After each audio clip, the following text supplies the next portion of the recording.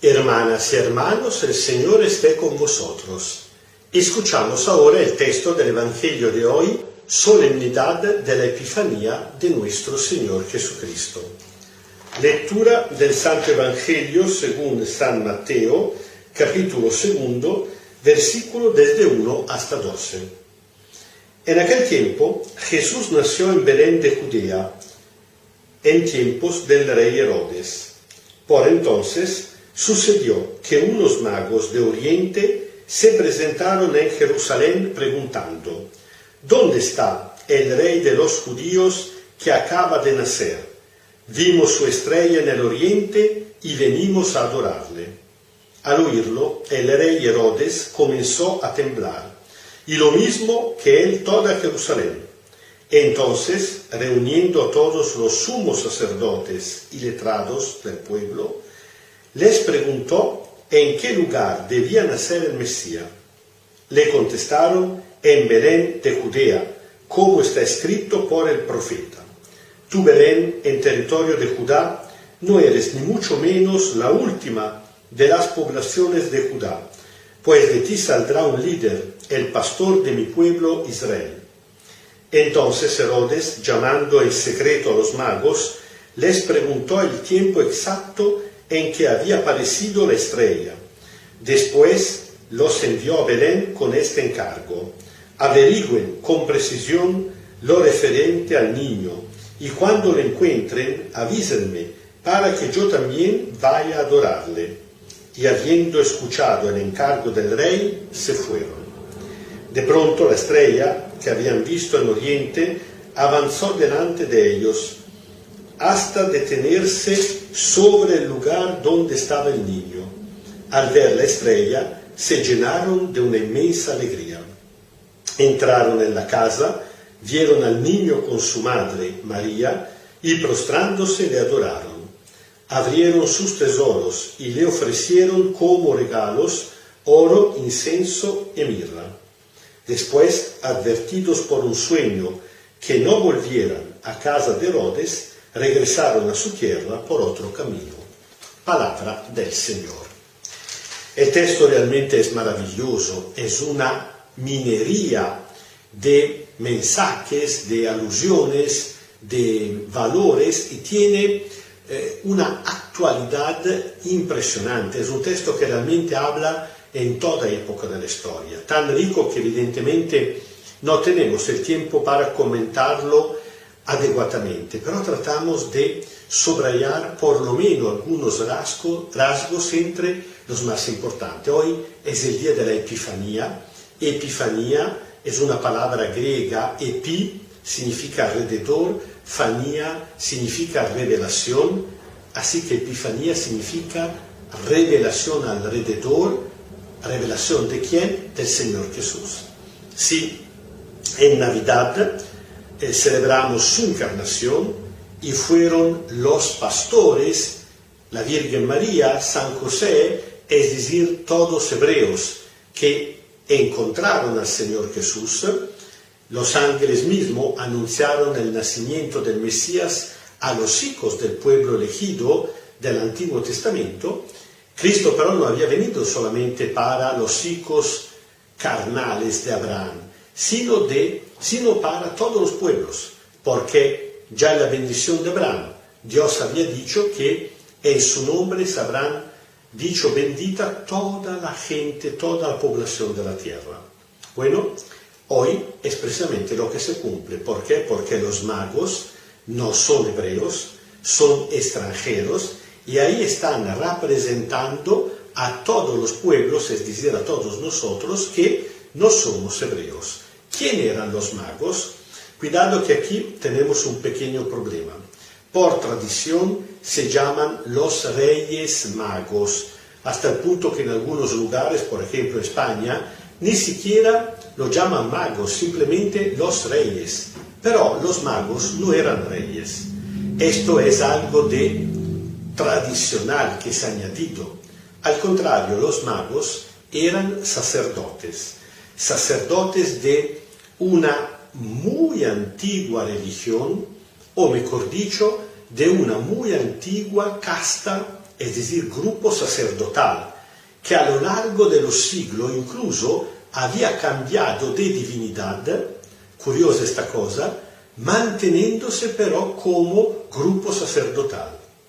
Es decir, que habían cambiado los ídolos, los dioses que adoraban, pero se habían mantenido como grupo sacerdotal. En la época de Jesús eran de la religión de Zoroastro, una religión fundada más que todo en el firmamento, en las estrellas. Así que estos magos al mismo tiempo eran sacerdotes, astrólogos y astrónomos. Estudiaban la estrella, trataban de predecir el futuro, celebraban a Dios por medio del estudio, tenían libros sagrados que evidentemente pero para Israel eran libros paganos, religión no verdadera. Y este texto realmente es un texto de fuerte contraposición. Ya tenemos una contraposición toda interna al hebraísmo. Una gran ciudad, Jerusalén, y un pueblo pequeño, Belén. Es cierto que era el pueblo de nacimiento del rey David, pero habían pasado siglos, se había quedado un pequeño pueblo de pastores. Un gran rey, Herodes, tanto que se llamaba Herodes el Grande, y un niño pequeño, que pero será el rey de los reyes. Sacerdotes importantes, los sumos sacerdotes de Jerusalén y los letrados, los doctores, los teólogos, los que conocían o hubieran tenido que conocer las sagradas escrituras de Israel, es decir, la Biblia, el Antiguo Testamento, que pero no logran entender. Y al contrario, otros sacerdotes, los magos paganos, que tienen escritura pagana, no verdadera según la mentalidad de Israel, por medio de las cuales pero logran ir al encuentro con el Señor Jesús. Y la cosa realmente paradoxal es que lo que tienen la verdadera profecía temblan. Y Herodes quiere matar al niño, como otro rey, recordamos el faraón en la época de Moisés, quiso matar a todos los hijos de los hebreos, por miedo. Solamente se había salvado Moisés por intervención divina. Ahora igual, Herodes mandará a matar a todos los niños de Belén, se salvará Jesús por intervención divina. Tiemblan, tienen la verdadera escritura y no entienden nada. Al contrario, los magos paganos tienen escritura que no son inspiradas según la mentalidad de Israel, pero se ponen en marcha hasta el punto de encontrarse realmente con Cristo. Esos lo encuentran y lo adoran. Los otros lo encontrarán solamente después de 30 años. Concretamente, el rey que lo encontrará será el hijo de este Herodes, porque Herodes morirá 2 años después, y lo matarán. ¿Entienden la gran contraposición? ¿Cuál es la clave de lectura de todo esto? Una contraposición incluso paradoxal. Israel llevaba siglos de esperar el encuentro con su Mesías y cuando viene no lo reconocen. Al contrario, los paganos sí. La clave de lectura es la sinceridad de corazón. Los magos ven una estrella, cuidado que es una estrella en el cielo, que pero es una alusión a una luz que se ha encendido dentro de sus corazones. Es la invitación divina al encuentro con el Señor Jesús. Al final la estrella cometa no es un fenómeno astronómico o astrológico, es una metáfora de la verdadera estrella que ilumina nuestro camino, que es Jesús mismo, y por eso se ponen en marcha. El camino de los magos es muy interesante. ¿Por qué? Porque dejan sus seguridades, su privilegio, su situación, se ponen en marcha para buscar al Señor Jesús y su camino se convierte en una metáfora del camino de fe de todo creyente. ¿En qué consiste la fe? No en tener ya toda la idea clara. La fe consiste en un camino, en una búsqueda para encontrarse con Dios por medio del Señor Jesús. Este camino, por algunos ratos, está alumbrado por la luz. Nosotros a veces vivimos teniendo fe, teniendo la impresión que todo está claro para nosotros, pero también hay momentos de oscuridad, de tiniebla. Hay momentos de crisis en la fe.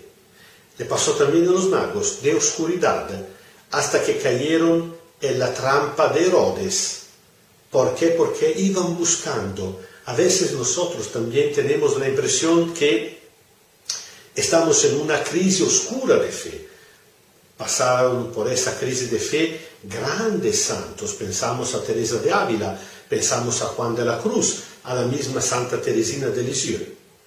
Pero quien tiene duro, quien sigue confiando en Dios, quien no renuncia, dice el texto que después de haber salido del encuentro con Herodes, volvieron a ver la estrella. ¿Por qué? Porque ninguna noche es eterna, porque ninguna crisis es eterna, ninguna crisis de fe es eterna. Siempre es un momento de purificación dentro del cual tenemos que pasar, y aunque uno en estos momentos se siente perdido, casi muerto, pero siempre Dios vuelve a iluminarnos el camino hasta el encuentro definitivo con el Señor Jesús. Así que dos cosas me parecen muy importantes. Primero, es una invitación a no perder nunca la esperanza, a no desanimarnos nunca. Y segundo, no olvidamos que los que se encuentran con el Señor Jesús son los paganos. Hoy en día muchas veces hay gente que habla de las diferentes religiones como si fuera una liga de fútbol, como si para ganar una tiene que perder la otra, como si habría una contraposición. Pero ¿quién tiene la razón? ¿Los cristianos, los hebreos, los musulmanes, los budistas? No estamos en una competición de fútbol. Para ganar uno no tiene que perder el otro. Todos estamos en camino, cada uno por su propio camino. Al final dice el evangelista que los magos por otro camino, que no es el camino de Israel, regresaron a sus países. ¿Hacer qué cosa? Evidentemente, hacer lo que siempre habían hecho, adorar a Dios por medio de sus propios ritos, de su propia religión, pero se habían encontrado con el Señor Jesús. Ahora, por medio de Él, aunque lo rezaran, lo alabaran, con palabras diferentes de la palabra de Israel, pero estaban alabando al verdadero y único Dios. Así que esta palabra del evangelista de hoy la encuentro de una actualidad impresionante.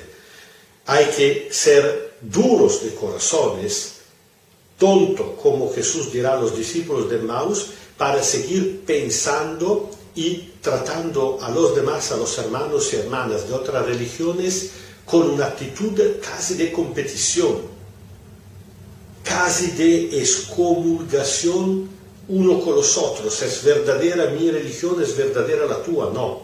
El punto es si es verdadera, es decir, es sincera la búsqueda del Señor Jesús que nos mueve y el camino que estamos recorriendo a lo largo de nuestra vida. El Señor esté con vosotros. Kyrie eleison, Kyrie eleison, Kyrie eleison. Os bendiga Dios Todopoderoso, Padre, Hijo y Espíritu Santo. Amén.